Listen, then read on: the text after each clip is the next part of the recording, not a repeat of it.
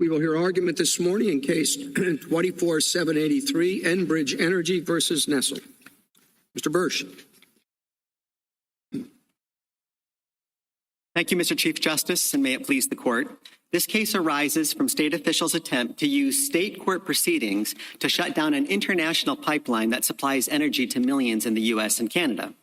The question is whether federal courts retain their traditional equitable authority to excuse the 30-day removal deadline. Under this court's case law and statutory text, they do.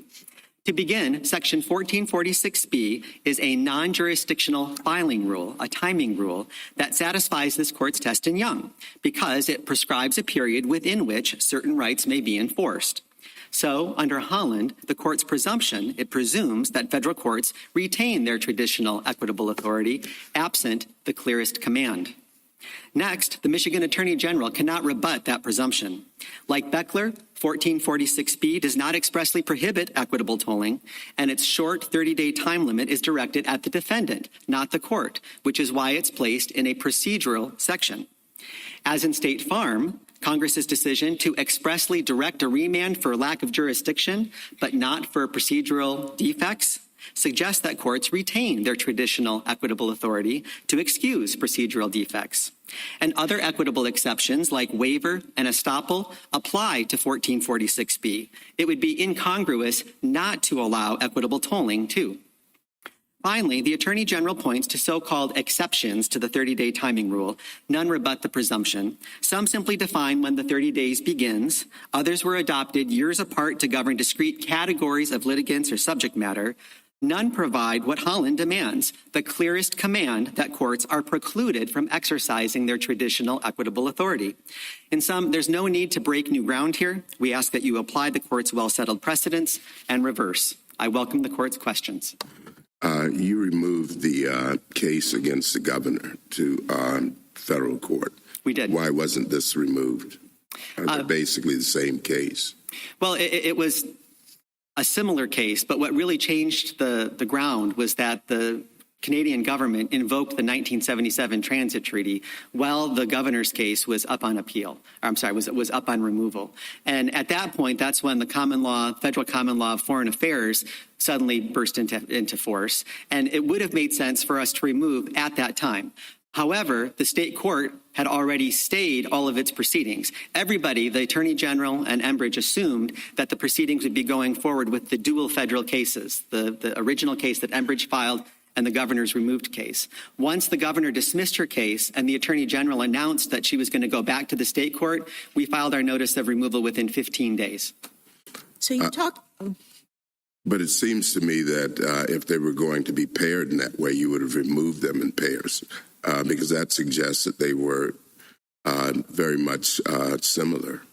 There were similarities, but the Canadian government invoking the treaty really changed what the state court case looked like. I don't think it was clear to anyone that there was necessarily federal jurisdiction at the outset of the state court case that the Attorney General filed. But by the time that the governor the governor terminated the easement and then Canada invoked the treaty, that really changed the lay of the land. Ultimately, however, the court doesn't need to get into any of that. You can do what you did in Beckler, where the law firm clearly dropped the ball in the court's words, simply decided that equitable tolling applied and then remanded it to the lower courts. So have we applied the presumption in a removal case before? This will be the first time, and I'm glad you brought that up, Justice Thomas, because I think that's one of the linchpins of this case, and I rely on 3 unanimous decisions of this court why you should apply it here. First, in Lozano, the court unanimously announced that the statute of limitations concept is a functional one. It's not a strict one, so you don't need to have a claim being cut off. Second, a great example of that is Young, also a unanimous decision. And there, the IRS's 3-year look-back period was a statute of limitations because it prescribed a period within which certain rights may be enforced. And that was true even though the statute did not eliminate the IRS's claim, only some of the IRS's mechanisms for enforcement, just like removal. removal. And then finally, the unanimous opinion in Nutraceutical, where again, the plaintiff lost their right to an interlocutory appeal of the denial of class certification, but they did not lose their claim. And they could always bring up that class certification issue later after final judgment. And yet the court looked for clear intent to preclude tolling. Well, there's a different interest involved here. We've obviously had a tendency, for example, in filings recently to put more of a focus on the interests of the plaintiffs and less on the interests of the defendant. But here it's a state, right, that would be suffering to the extent the complaint is allowed to go forward. And isn't the fact that we're dealing with a sovereign in this case cause perhaps the weighing to go in a different direction? Well, thank you, Mr. Chief Justice. To begin, it's not suffering for a state to have to litigate in federal court. But I think what your question goes to, what your question goes to. We'll hear about that shortly. But anyway. What your question goes to is the other side's contention that because of the state-federal dynamic, this federalism dynamic, that perhaps the removal statute should be strictly construed. And I have three responses to that. First, as the chamber brief explains at pages 20 to 21, in Dart and Brewer, this court made clear that it doesn't provide any kind of a strict construction in this context. Second, to the extent that you have, it's only for jurisdiction, not for procedural matters. And the third thing is that even if you would construe 1446B strictly, they still can't overcome the presumption. And we have this long history of courts having traditional equitable authority. And what we don't want is to assume that Congress wanted to handcuff federal courts so that they couldn't exercise equity. You need a clear command or some other really compelling statement to strip federal courts of that. And that should apply equally to removal as it does in other functional statutes of limitation. I'm having a problem understanding what you're losing, what right you're losing. You call it a right to have a federal court try the case, but I don't know that that's a right. You have a right to have recovery for a loss or a potential loss, and the forum where that right is adjudicated is not lost. You have a forum. You have the state court. None of your remedies, like in some of our other cases, would be lost forever. None of your claims or defenses would be lost forever. Canada can file whatever it filed in the federal action in the state action. I've always thought of a statute of limitations as something where you're losing a part of your recovery, a part of your claim. But this is no loss of claim. Well, Justice Sotomayor, that's why Lozano makes clear that this is a functional test and why you crossed that Rubicon of having to lose a claim. But tell me what the function is, meaning in Lozano, the question was, did the parent, and we said no, that even though the parent didn't get automatic return of the child, it still got circumstances in which the child wouldn't be returned. If it's non-functional, I still don't understand what right to your claim you have lost. Right. That's why I point you to Young and also your opinion in Nutraceutical, because in those cases, too, no one lost a claim. In Nutraceutical, there was no right to interlocutory appeal other than that granted by rule. And yet the court looked for a clear intent wait a minute, to preclude tolling. that's a right to have someone hear the case. So right. You're losing that, all right? But here, there is a court, whether it's the state court or the federal court, there is a forum for your claim. Yes, but in Nutraceutical, you still had the ability to have an appeal at the end of final judgment. You were just losing a mechanism to enforce your arguments in the same way that we're losing our right to removal. And it was the same thing with the IRS and Young. They didn't lose their ability to go after the person who failed to pay taxes. They simply lost the mechanisms of being able to invoke non-dischargeability and priority. But they could overcome those by, for example, alleging fraud as a way to get around dischargeability, or maybe the priority wouldn't have affected them actually being able to recover. So this court in both of those cases was very generous, really capacious in recognizing lower courts' equitable authority. And I think that's why most recently in Haro, the 2024 case, which also involved appeals, the court said the presumption applies to non-jurisdictional timing rules. And this case fits exactly within that.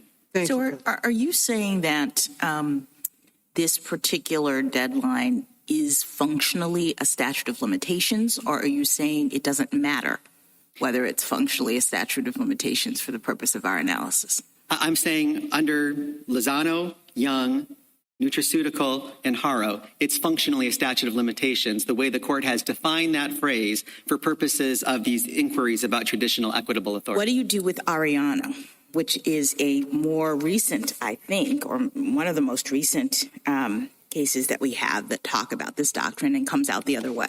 Justice Jackson, I'm delighted that you brought up Arellano. Thank you. Good. You start with the fact that there were 16 reticulated exceptions there, some of which included equitable tolling type language. But here's the important thing about Arellano. It was the text. It said, unless specifically provided otherwise in this chapter.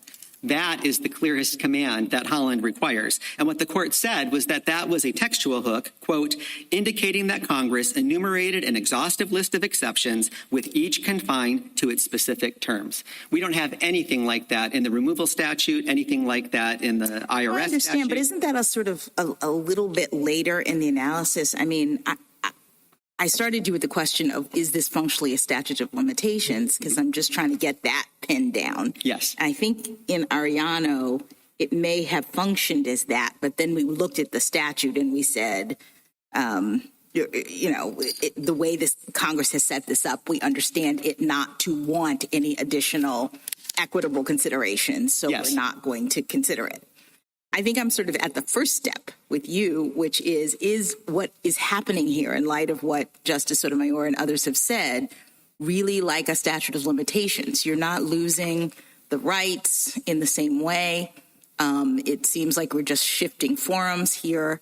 So on the very kind of threshold consideration, does this function as a statute of limitations? I'm struggling to see why it does. So in Arellano, I don't think the court decided that question. Okay. Whether that was a statute of limitations. It just assumed that the presumption applied, and then it found that clear command that I just quoted to you. All right. So why should we end, assume that the presumption applies here? Because the functional test that Young adopts and that Lozano then recognizes is that a statute of limitations, for purposes of this inquiry, whether a presumption of traditional equitable authority applies, is whether the statute prescribes a period within which certain rights may be enforced. And so in Young, you didn't lose a claim, you simply lost some process enforcement rights, non-dischargeability and priority. In Nutraceutical, you didn't lose any rights, you didn't lose any claim, you simply lost the right to an interlocutory appeal. All right, so let's move to the Arellano test. If we assume, as Arellano did, that this functions as a statute of limitations, why should we look at this statute and believe that Congress wanted other equitable tolling considerations to work here? Well, the baseline is that Holland says you need the clearest command to rebut the presumption. So now burden of proof shifts to the Attorney General. And incidentally, the Sixth Circuit did apply the presumption below, and so they're actually the appellant on that as well. And so you look at the statute, and I start with our affirmative case, which is Beckler, just like the statute in Beckler. 1446B does not expressly prohibit equitable tolling. It's got the short 30-day time deadline, and it's directed at the defendant, not at the court. It speaks to removal procedures, not the court's authority.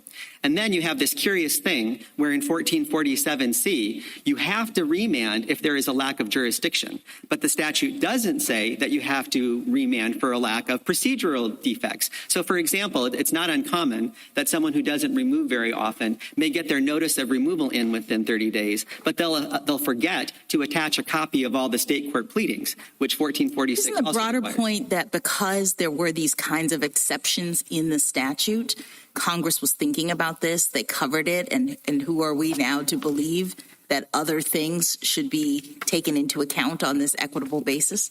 But we start with the ground rule assumption that the court maintains its equitable authority. And so when we look at the exceptions, now we have to ask whether Congress was clearly commanding. Like, did Congress intend to handcuff? You don't see that as starting with the answer in this case. I mean, you sort of you say the ground rule is that you retain the equitable authority, but the issue here is whether Has it been clearly rebutted? Do we have the clearest command? I see. Okay. And so if we start walking down what they call the exceptions, 1446B2B, 1446B3, those are just telling you when the 30 days accrues. If you have multiple defendants, it doesn't accrue until each defendant is served. If you've got a complaint that's not initially removable, it accrues when it becomes removable, as in this case with the treaty.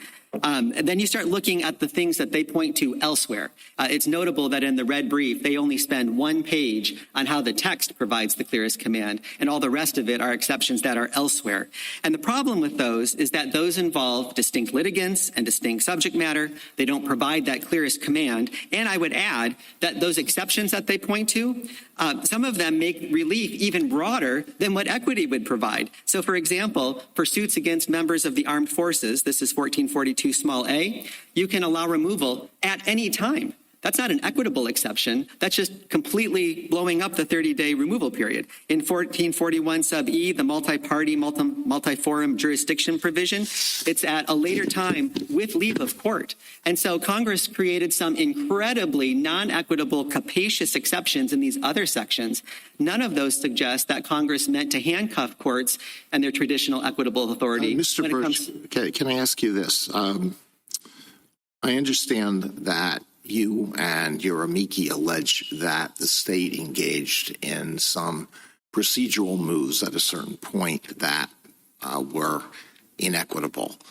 But was the Attorney General's suit removable when it was filed and for the 30 days following the filing of the suit? That's a very difficult question that the parties had trouble answering from the outset and probably continue to have trouble answering today. That's the kind of thing that we would encourage the Sixth Circuit to decide on remand, as you did in Beckler and also in Haro, sending back that hard question. All we're asking you to do is to declare that the presumption applies, that it hasn't been rebutted by the clearest command, and to reverse. I mean, it could be an opinion that's 160 pages less than the tariffs opinion last week.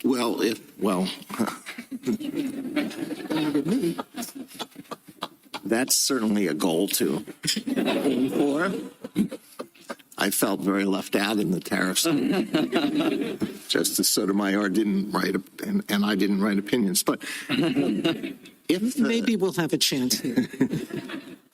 If the governor's suit was removable, on what basis would we perhaps hold that the original Attorney General suit was not removable? Yeah. So again, something you don't have to decide, but the argument we would make to the Sixth Circuit is that the district court didn't abuse her discretion, because as soon as the governor declared that the easement was terminated and then filed a lawsuit that asked for an immediate shutdown of the pipeline, I mean, keeping in mind, this means depriving millions of people of fuel and propane in Michigan and Ohio and Canada, that everything shifted to that lawsuit and the affirmative lawsuit that we filed. And so the parties quickly agreed with the state trial court that the state trial court proceeding would just be stayed. And so that kind of sat on the shelf while the two federal claims went forward. Well, I understand that, but what was the relief sought in the Attorney General's suit? It was an injunction, wasn't it, against continuing operation of the pipeline? It could have been, but there were also a lot of other. There were state law claims in there. They didn't specifically invoke any federal questions. And there were lots of relief that could have been granted that would have stopped short of an injunction. So it wasn't clear to anyone that that was the type of case that the federal courts would have taken jurisdiction of in the first instance. And so what the district court relies on, this will be the abuse of discretion review that the Sixth Circuit would eventually give to this, is really five things. She says that the dispute is best heard in federal forum when you're involving literally, the ability to cook and provide heat to millions of people. Second, that there was the gamesmanship that the AG engaged in. Third, you have this race to judgment between the state and federal courts, which federal courts don't want. You've got the national and international implications of now the treaty, which has now come into force by the time she rules on the governor's removal action.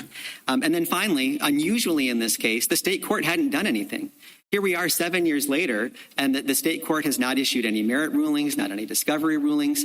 So if the concern is that somehow maintaining the federal court's traditional equitable authority is going to open the barn door. That's not going to happen. This is kind of a unicorn case. And that's why you can see in the 11th and 5th Circuit, which have had this rule for more than 40 years and more than 35 years respectively, you're not seeing a flood of people coming in and succeeding on equitable tolling or equitable arguments. Can I ask about that, Mr. Bursch? Yes.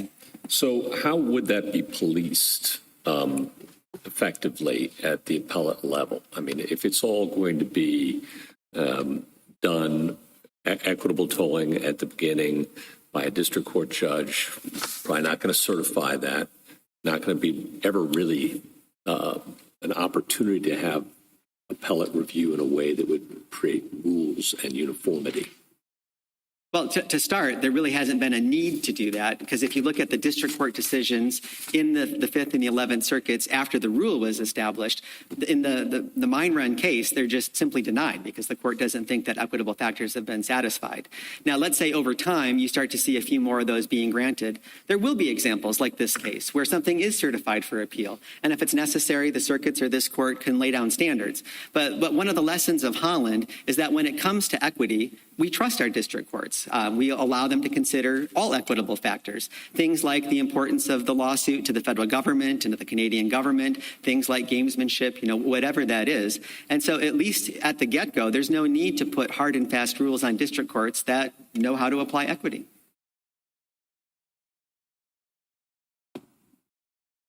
Thank you, counsel. Thank you. Ms. Sherman? I'm sorry. Well, okay. Do you have any further? Do you have a question? Yes. Yeah, I'm sorry. Why don't you get back there? I was jumping the gun. And I'm glad that the chief will exercise his traditional equitable authority to allow you to ask this important question. Justice Thomas? Further? Justice Alito? Justice Sotomayor? Isn't fraud an equitable ground for tolling? It can be, yes, absolutely. Yes. And for causes can also be equitable ground for tolling? What was the word, causes? Causes. Oh, for sure, yeah. Okay. So why did Congress bother writing those exceptions into the statute? They wrote those into other portions of the statute. 13, 14, Oh, the prod, yes. I'm sorry, yes. In the diversity 1446C. one is under 1446C, but even why bother writing a separate one? Well, sometimes what Congress will do is it'll have a belt and suspenders approach where even if equitable principles apply, they want to make sure that they will be applied in specific circumstances. So and you're saying these are split. just redundancies. Well, there was a circuit What do split. I do with the fact that 1455, just two provisions after the last, or one provision after 1554 on the intellectual property claims, Congress actually used the words equitable tolling and said in the criminal context, you apply equitable tolling. So it knew how to use those terms. Why didn't it use it here? Right. So in the criminal context where they said that you could, for good cause, excuse the deadline, I have 2 points on that.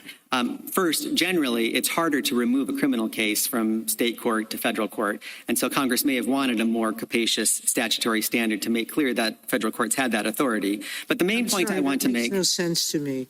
If it's capacious, why not just leave it alone in 1446? Why not apply it there? Well, the main point that I want to make is that when Congress adopted the good cause standard for criminal things and didn't do it for the rest of it, there are two inferences you could draw from that. One would be Congress didn't want equity. The other one would be that Congress assumed that equitable exceptions applied, and it didn't need to amend 1446 to do the same thing that it was doing in 1455. And when you have competing inferences— But it needed to add fraud as an exception to removal within 30 days, and needed to add it with respect to intellectual property? Yeah, so just let me finish my answer and then walk through each one of those. So when you have these competing inferences, what did Congress mean? Did it intend to exclude equity or intend to include equity? Competing inferences are not the clearest command to cut off court's traditional equity. No, but I find so that's there. So with respect to intellectual property, Congress was setting aside a separate area of subject matter jurisdiction and giving it separate rules. I mean, that's why in all of these elsewhere things, we're talking about pure structure now, not text. Congress cross-references 1446B to make it clear that it doesn't apply, that you've got literally different sets of rules depending on subject matter and party. So as for the fraud exception, there was a split among the lower federal courts about whether fraud was an equitable reason that courts could grant tolling. And so Congress resolved that split. And what it did is it made the fraud exception, and then on top of that, it made the 1 year limit. But none of that provides the clearest command that Congress intended to handcuff, again, restrain federal courts from exercising their traditional equitable authority in all other cases. That was simply solving a lower court problem, Justice Sotomayor. Thank you. Justice Kagan? I mean, I suppose the question, Mr. Bursch, is whether these provisions taken as a whole don't do the same thing effectively as the Arellano provisions do. And obviously they're not to that extent. There are not very many statutes with like 16 different exceptions. So it's a little bit harder than Arellano. But whether the same principle basically applies, that there is enough reference to equitable consideration in different parts of the statute that it suggests that Congress did not have in mind the thought that equity would underlie the whole thing. So, Justice Kagan, in Arellano, all 16 of those exceptions applied to the same class of litigants. It wasn't like in 1446 where you have one rule and then you have a separate rule for criminal defendants and a separate rule for members of the military. So on its face, that's one difference. But the crux of the court's holding, again, is that textual hook that we talked about, unless specifically provided otherwise in this chapter. And there are a lot of things Congress could have put in 1446 to make clear that they were excluding equitable authority. They could have used that language. They could have said you have to remove within 30 days without exception. It could have said this is the list of exceptions and there are no others. It could have said in 1447C we remand if there's a lack of jurisdiction or if you fail to remove within 30 days. Congress had a panoply of options to give the clearest command, and it didn't do that. And when that happens, we assume that Congress means to trust courts. And when we think about this traditional equitable authority, this isn't something that just developed in Irwin or the court's tolling cases. This goes all the way back to before the statute was even passed. This court's Porter decision from 1946 says unless a statute restricts a court's equitable authority with a clear command, then equitable principles apply with full force. That was 3 years before 1446B was passed. Congress trusts courts to get equity right, and this court can trust district courts to get equity right. Justice Gorsuch? Why do you want to be in federal court? That's a great question. We have 4 reasons, 2 generally speaking and 2 specific to this case.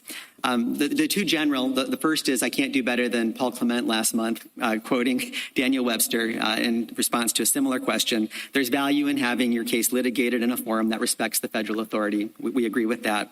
In addition, this case here is important because federal courts are uniquely qualified to decide federal common law of foreign affairs issues. That's just not something state courts deal with very often. The 2 specific reasons that we have is that typically there are no interlocutory appeals from the state courts to this court, except for very narrow exceptions. And if the Michigan Supreme Court were to uphold a preliminary injunction, a non-final order that shut down the pipeline, took away half of the fuel for the Detroit airport, resulted in no propane for heating for the entire Upper Peninsula of Michigan and 2/3 of the residents in the lower peninsula. Those are the types of things that we would want a federal court to be able to weigh in, and we wouldn't be able to do that at an interlocutory stage. And then finally, because Enbridge has its own affirmative lawsuit against the governor in federal court, and it's acknowledged to have subject matter jurisdiction, as Judge Neff talked about in her orders, that creates this race to judgment instead of a single consolidated action. And that's one of the reasons why she did not abuse her discretion when she allowed the Attorney General's case to be removed. Are you concerned that you would not get a fair shake in state court?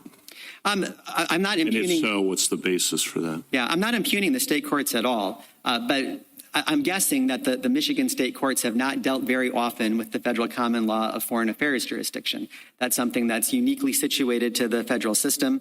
And then, again, you have this race to judgment problem. Doesn't come up that often in regular federal district court litigation either. Certainly it does more often than state court litigation. I'm guessing that from time to time, at least, federal courts deal with issues involving the United States and foreign sovereigns. And that's one of the really unique things about this case, which makes the exercise of equity especially crucial, as the district court recognized. Thank you. Justice Jackson? I'm sorry, Justice Barrett. Justice Jackson. So just to follow up on Justice Kavanaugh's question, knowing the various benefits of removal as you've articulated them, and maybe you said this earlier and I missed it, why didn't you remove at the same time as you removed the governor's case? Because it wasn't clear at the outset of the Attorney General's case. When the governor filed her... It wasn't clear that she had a case? Or it wasn't clear that there was federal jurisdiction at that time. What happened when the governor filed her case, that was the first of two things that really changed the landscape. She terminated the easement, so now we're trespassers in her mind. She's wrong about that, but that was her view.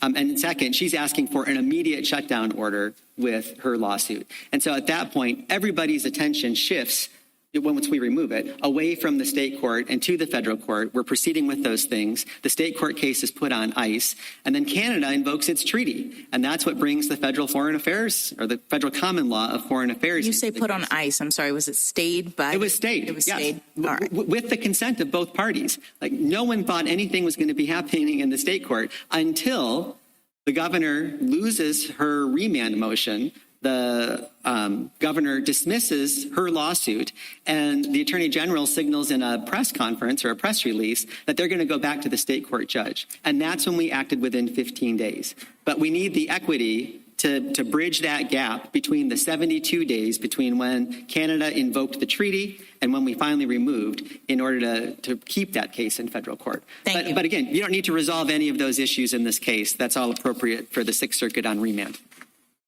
Thank you. Thank you, counsel. Ms. Sherman? Mr. Chief Justice, and may it please the court. Having missed Congress's express mandatory 30-day removal deadline by over 2 years, Enbridge seeks an atextual escape hatch. This court should reject that effort for two reasons. First, presumption of equitable tolling does not apply. The presumption is justified by a historical tradition specific to statutes of limitations, which set a deadline by which legal remedies must be pursued or are lost. The history and function of the removal deadline are different. The deadline serves not to protect defendants from stale claims, but to efficiently settle which of two courts will decide the merits of a case.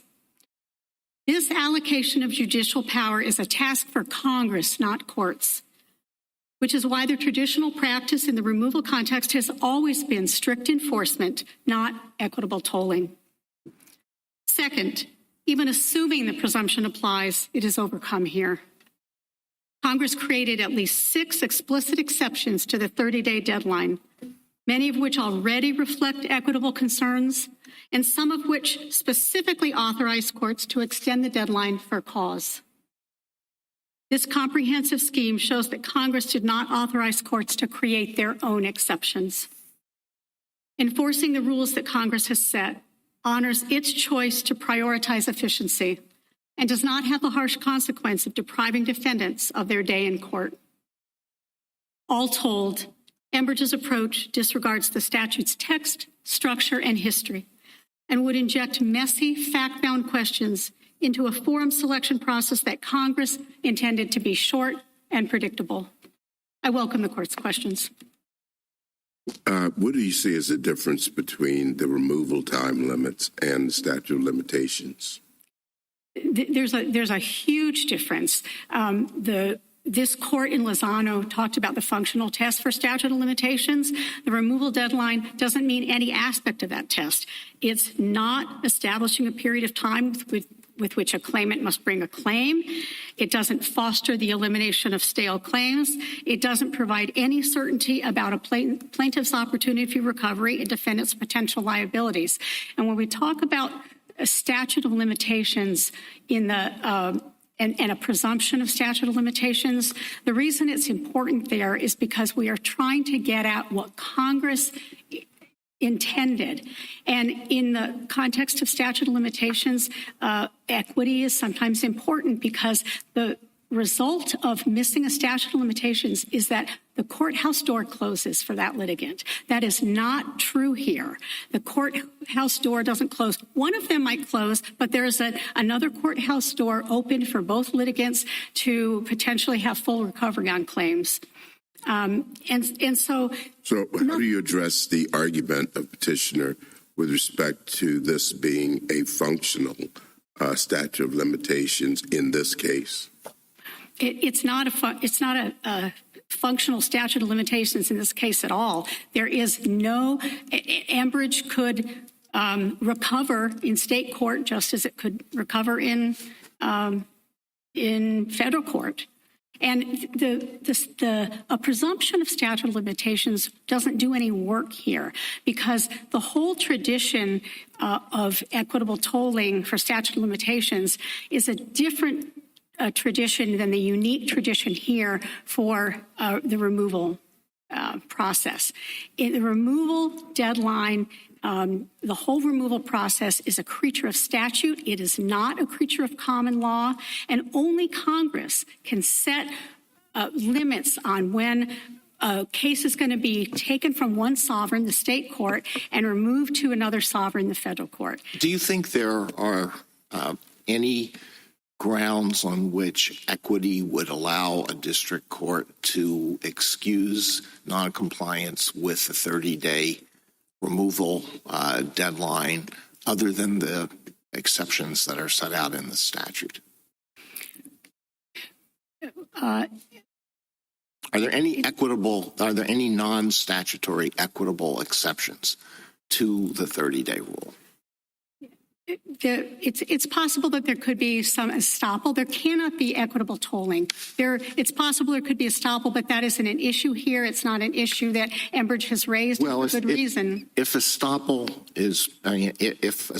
would permit removal after the 30-day period on equitable grounds, then that does seem to say that we have to look beyond the statutory text and see whether what is alleged here might possibly qualify. This court has said that equitable tolling and estoppel are distinct doctrines. It said that in Beggarly. And this court has typically deferred, as it did in Arellano, the question of estoppel because especially if it's not raised in a case, it was not raised here. It hasn't been briefed before this court.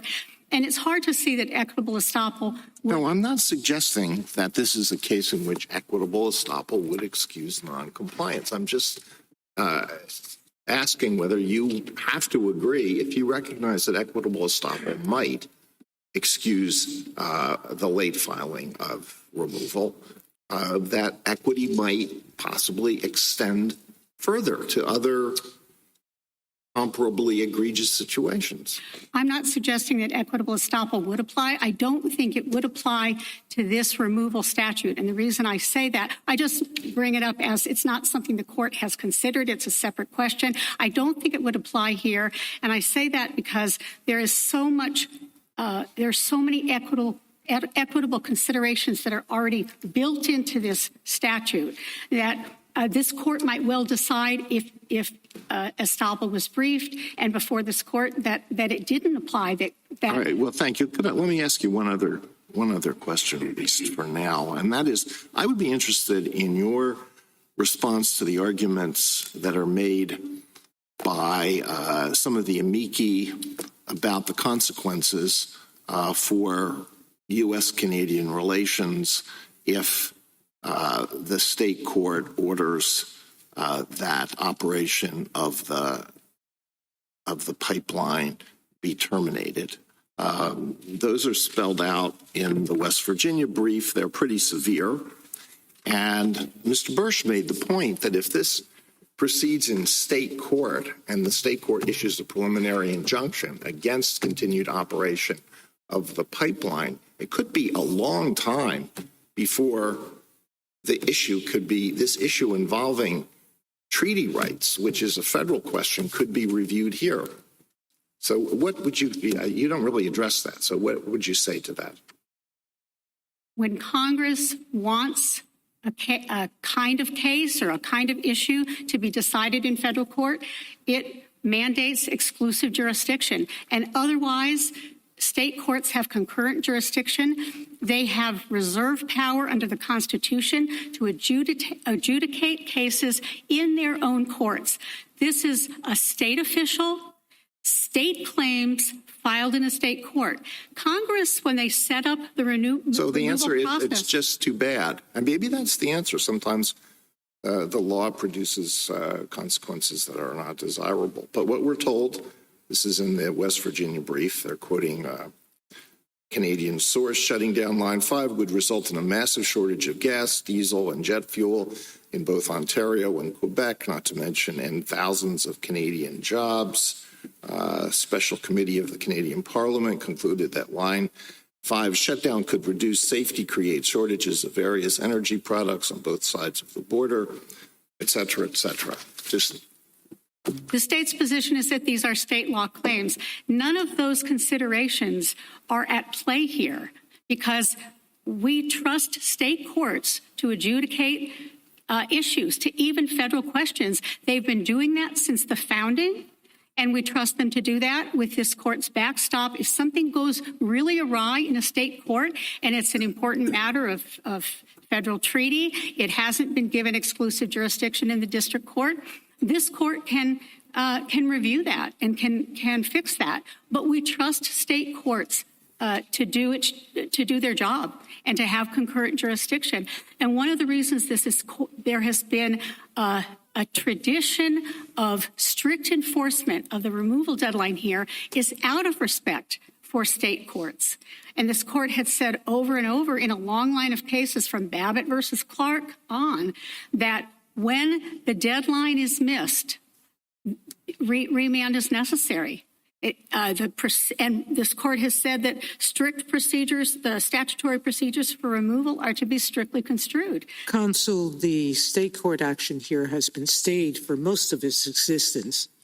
We now have a separate federal action. In that case, the district court recently granted summary judgment to Enbridge, finding that the attempt to revoke the easement was preempted by federal law, correct? Yes.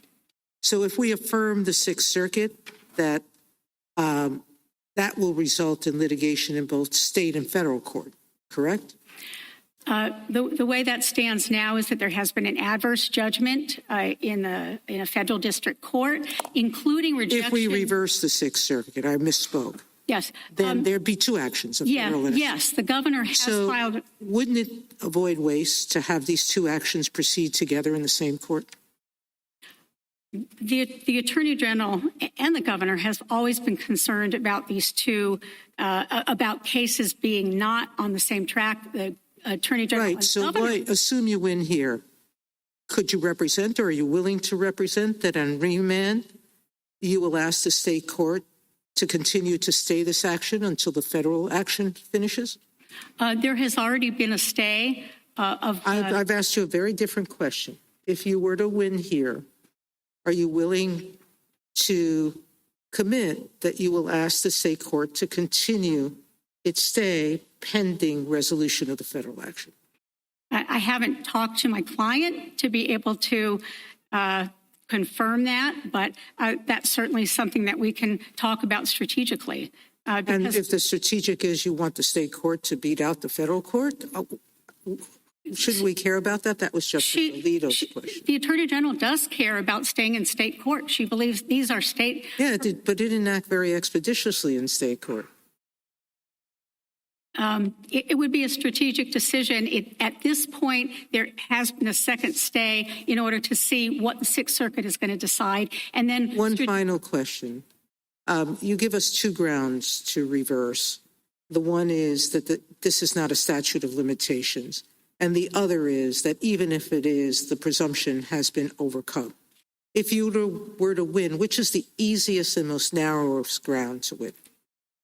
I think the easiest for this court is to say not to deal with the statute of limitations and the presumption issue, because we think that the text and the structure and the history here absolutely mean that congressional intent would say that even if there was a presumption, it would be rebutted. Is there any way, some of them are clear on how to distinguish them, but Mr. Bursch mentioned 4 cases that talk about losing a procedural right to proceed, Lozano was one of them, and there were 3 others that he mentioned.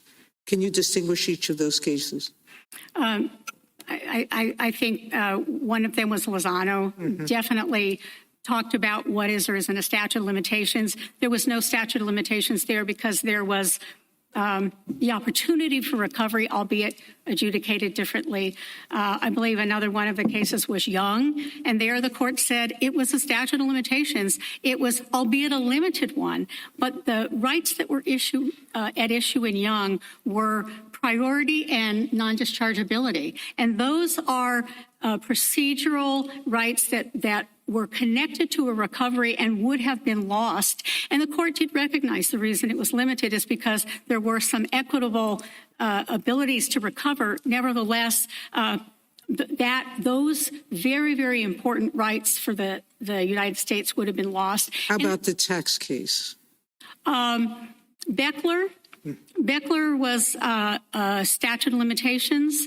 There was just one exception. Beckler was also a case that was steeped in equity. It was about the collection due process hearings for state court for a particular kind of case where the tax court was going to be levying property. And that really mattered there because that was a context that was very friendly to the lay filer. But in both, thank you, counsel. Haven't, though, General, we been pretty generous in terms of what we call functionally a statute of limitations? I mean, take the Beckler case that you ended on, which was just an appeals deadline. You know, I bet if you put 10 lawyers in a room and said, is an appeals deadline a statute of limitations, they would kind of stare at you funny. You know, what it is, it's a deadline. I mean, a statute of limitations is also a deadline, but we don't typically think of every deadline like an appeals deadline is a statute of limitations. But we've been willing to call it that just because it's a deadline, and if you don't meet the deadline, consequential things matter. Consequential things happen. And so too here. This is a deadline, and if you don't meet the deadline, consequential things happen. Now, in this case, it's the loss of a forum rather than the loss of a claim. But I guess when we're being quite as generous and quite as functional, if you will, as we have been in this area, it doesn't seem to me obvious why we shouldn't say that this isn't functionally a statute of limitations too. It's very different because although there might be consequences and there might be a right involved, the court in Young said it had to be a substantive right, and it defines a subset of claims eligible for certain remedies. And here, when you're talking, it's all about remedy and whether you're going to lose the remedy. And the reason statute of limitations doesn't apply here is because there isn't a harsh consequence. The reason statutes of limitation apply to cases is because, and why there's equitable tolling is because there are very harsh consequences. Somebody's going to lose out completely on their ability to bring a case. That's not true here. They're going to get one forum or another, and maybe they're not going to get their preferred forum, but they're going to get a forum to litigate their case. And that's the biggest thing that separates this from a statute of limitations. And this court has never applied statute of limitations beyond the presumption of equitable tolling beyond statute of limitations. And I think that's one of the reasons why. And if the court was thinking of expanding that at all, it wouldn't be here. It shouldn't be here where there's a whole distinct tradition of strict enforcement. We cite cases on pages 50 to 51 of our briefs, starting from Babbitt versus Clark in 1880 onward, where this court has strictly enforced the deadline. And there's a reason for that. Counsel, can I ask you about that context? Because I actually kind of hear you making a slightly different argument. And it is, yes, the court has said that when these rules function as a statute of limitations, the presumption applies. But based on your original analysis or your original statement and what you say in the brief, I almost hear you suggesting that whether or not this functions as a statute of limitations, the presumption shouldn't apply because this is the removal context. And you say in your brief, the federal removal statute provides a comprehensive scheme that governs the allocation of judicial power in this way, that Congress has made this decision. And that seems to me almost to be like a different or separate argument from whether or not this functions as a statute of limitations. It's just we've set forth a number of arguments for why this doesn't function as a statute of limitations. One of them is history and purpose, and certainly this doesn't function as a statute of limitations because if you look at sort of there not being a historical tradition that there is for statute of limitations, the separate historical tradition here is about strict construction and respect. If we disagree with you on the functioning of the statute, that's what I'm just lose the presumption point. My only point is I wonder if you have to be right about whether or not this functions as a statute of limitations in order to make your presumption point. That if you lose on that, then we do have to presume that Congress wanted courts to retain their equitable authority, as your friend on the other side says, in this area. And so then we jump to, has that been rebutted? Is there a clear command here? But I kind of hear you suggesting, and I don't know if this is right or wrong, I just want to put it out there. I kind of hear you suggesting that in the removal context, even if we look at a statute that relates to removal and we say, boy, this kind of functions like a statute of limitations, there are good reasons to believe why we shouldn't presume that nonetheless Congress intended for this to be an area where courts retain their equitable authority. Yeah, no, I would say the reverse is true. Okay, tell me. Yes, if I would say that this whole context of transferring jurisdiction from one sovereign to another counsels for there not to be equitable tolling. That's what I'm saying. Yes. What I'm saying is regardless, we look at this statute and we might go, oh, yes, this looks like the rights are being transferred. It looks like a statute of limitations.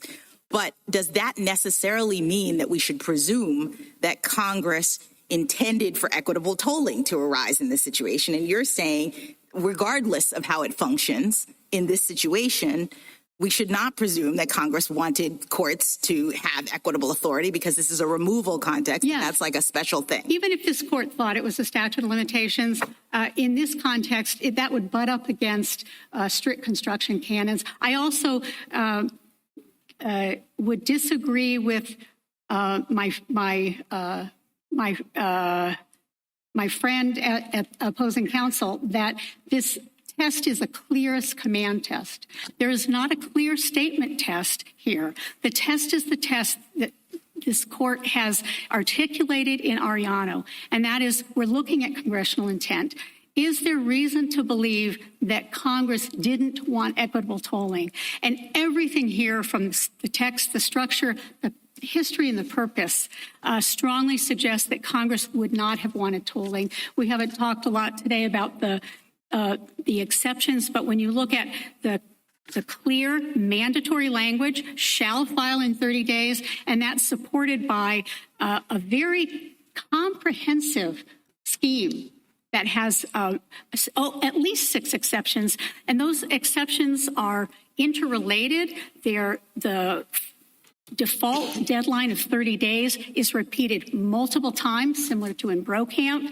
And similar to in Ariano, you have these many exceptions that are taking a situation outside of the default rule. Can I ask a question about state courts? I certainly appreciate and agree with your respect for state courts. Is there some particular reason you want to be in state court in this case? Yes, because this is a state official, state law claims, and those state law claims have to do with the primary claim in the Attorney General's case is public trust and whether the easement is violating a public trust doctrine. These are state lands and state bottomlands in the Straits of Mackinac. And those are reasons why the Attorney General wants this in state court. Congress has given the parties the choice of forum, and they gave plaintiff the first choice of forum. She was the plaintiff. She chose the state forum. Congress also gives defendants the opportunity to choose a federal forum. And if this had been a case where Enbridge looked at it and said, boy, there's a lot of really, important issues here. We don't think this is state law and we ought to have this in federal court. They should have removed timely. They missed every opportunity to remove timely. Can you respond to the point that your opposing counsel made about foreign affairs issues or the foreign? You heard that. Yes. The whole foreign affairs area is not an area where Congress said federal courts have exclusive jurisdiction. So again, we trust state courts to decide big, important federal cases. And even if this turns out to be not a case about state law claims, but somehow, a case about a treaty, we trust the state court to do it with this court as a backdrop. Thank you. Justice Thomas, further? Justice Alito? Did the Attorney General represent the governor in the governor's suit? The Department of Attorney General represents the governor not in the governor's suit, which we do often. And that, sometimes the Attorney General will take one position and somebody in the Department of Attorney General will represent a separate side of an issue. Why was a separate suit brought? Why didn't you simply move, if there were additional claims, why didn't you simply move to add those claims to the case that was already in state court? The second suit, the suit by the governor, was brought 14 months after the Attorney General's suit. And although there are some overlapping issues, the biggest distinction with the governor's suit is it was based on a new circumstance that occurred then, which was that the governor issued a notice and revocation of the easement over state land. And at that point, 14 months had passed. Enbridge had already litigated this case in state court for over a year. And it was a prudent decision to say, the governor's going to file this in state court, assuming that it would be consolidated with the Attorney General's case. And frankly, because there were new parties, new claims. Assuming that it would be consolidated. Was it ever consolidated? No, because Enbridge removed the governor's case timely, so it didn't stay in state court very long. And to an earlier question, Enbridge could have removed during the 30-day period for the same reasons that they later removed the governor's case. They also could have removed this case when they removed the governor's case, and they could have, whether that would have been successful or not would have depended on whether a court thought that they could come under the B3 exception for initial non-removability. And then they had a third potential on October 4th, 2021, when Canada invoked the dispute resolution. But they didn't take any of those. And as the Sixth Circuit held in this case, they missed every opportunity. They were 850 days late. They missed every potential opportunity. And that is now law of the case because Enbridge has not sought to have this court review that part of the Sixth Circuit's decision. Justice Sotomayor? Justice King? Justice Gorsuch? Justice Jackson? Thank you, counsel. Thank you. Rebuttal, Mr. Bursch? Thank you, Mr. Chief Justice. First, just want to level set the ground here again, and then I'm going to talk about some concessions that we just heard that maybe make this an opinion even shorter than the 10 pages I suggested.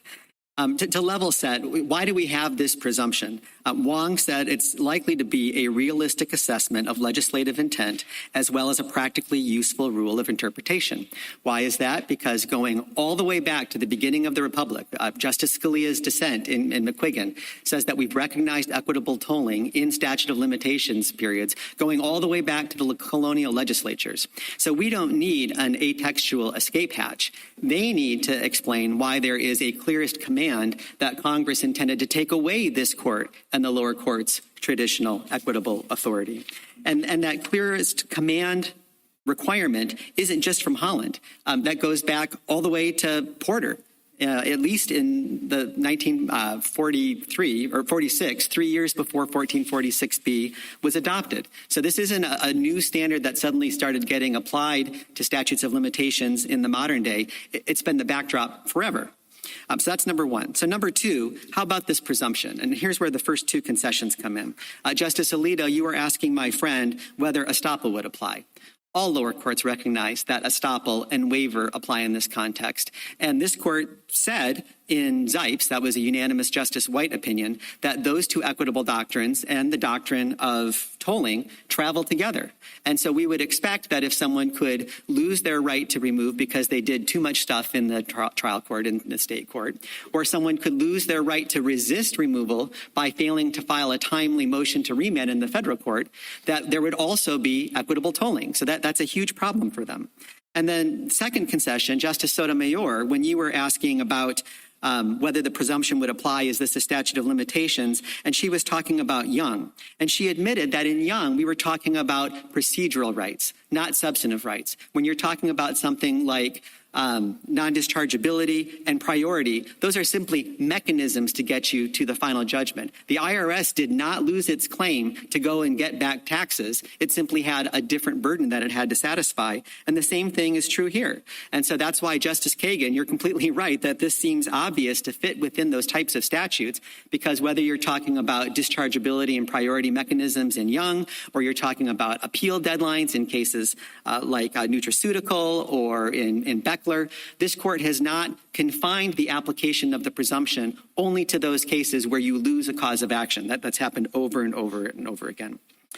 Third point I want to make is about this strict construction because of the federalism. I mentioned this briefly, but the two cases that they most rely on, Syngenta and Shamrock Oil, those both strictly construed jurisdiction. And of course, we have to strictly construe federal subject matter jurisdiction when you're talking about state courts' interests. In the first case, it was whether the All Writs Act would provide subject matter jurisdiction to remove. The court said no. Shamrock Oil, it was whether the amount alleged in a counterclaim could count towards the diversity limit, and the court said no. But when you're talking about mere procedural things, there is no strict construction, and there is no construction of this statute that provides that clear rebuttal of the general equitable authority that courts have. Justice Kavanaugh, you're raising exactly the practical points that we're concerned about here.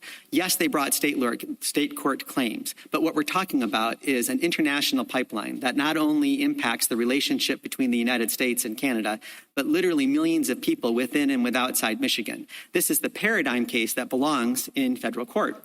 It was a much different kind of federal interest, but one that I think was significant in the Lofton case, which is the 11th Circuit decision that created the equitable tolling doctrine for removal statutes in the 11th Circuit 40 years ago. There, the Navy had been subjected to a garnishment final judgment in a state court that exceeded the federal statutory limit of the waiver of sovereign immunity. And when they removed late, there was no excuse for it. The Navy just blew it. And yet the 11th Circuit said, this is the kind of case that belongs in federal court. We're talking about an invalid judgment entered against a branch of the military. So the fact that the federal government was not diligent and didn't have any obstacles to filing its removal action in time did not stop the court from exercising its equity and putting that case where it belonged, in front of federal judges. You should do that here. So finally, as to the merits of whether equity should apply here, we could go very deep into those. We could have lots of briefing on that. But the Attorney General did not raise that issue in the Sixth Circuit, as we pointed out in our brief. The Sixth Circuit did not decide it, and it's not part of the question presented. You should simply remand and allow that to be worked out. Thank you. Thank you, counsel. The case is submitted.